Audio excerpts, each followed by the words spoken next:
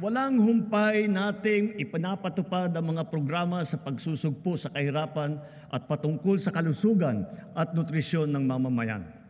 Tuloy-tuloy pa rin ang ating programang 4Ps. Hangad din natin na amyendahan ang batas ng 4Ps upang matiyak na talagang sapat ang panahon para maitaguyod ang kanilang paghihirap. Maitaguyod sila ang mga mahihirap.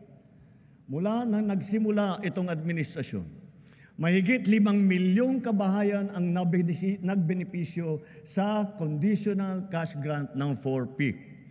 Mas maganda pa ang balita na sa 3 taon, halos 1.5 milyong pamilya ang gumanda na ang buhay. Kaya nakakapag-graduate na sa program ng 4Ps. Batid natin lahat ang mga kababayan natin na namumuhay sa lansangan. Sila ang pinakanangangailangan ng tulong ng pamahalaan. Sa ating mga LGU, hanapin ninyong lahat na ipasok silang lahat sa 4Ps at sa iba pang mga programa ng DSWD para naman maitaguyod natin sila at magsimula na ang kanilang paglakbay tungo sa pag-unlad ng kanilang buhay.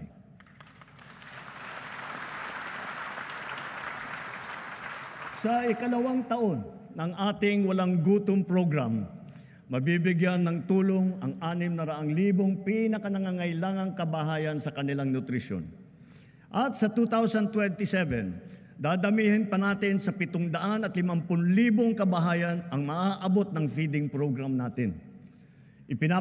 Pinapagpatuloy ng DSWD at ng DepEd ang feeding program nila para sa mga daycare center sa pampublikong paaralan at nakapagbigay ng masustansyang pagkain at gatas sa mahigit 3.2 milyong mag-aaral sa buong bansa.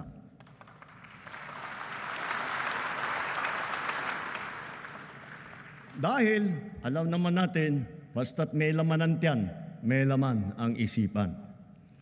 Kung papalawigin pa natin ang mga programang ito sa susunod na taon, sa tulong ng karagdagang 1 bilyong pisong pondo, pararamihin pa ng DSWD ang bilang ng mga batang mabibigyan ng masustansyang pagkain.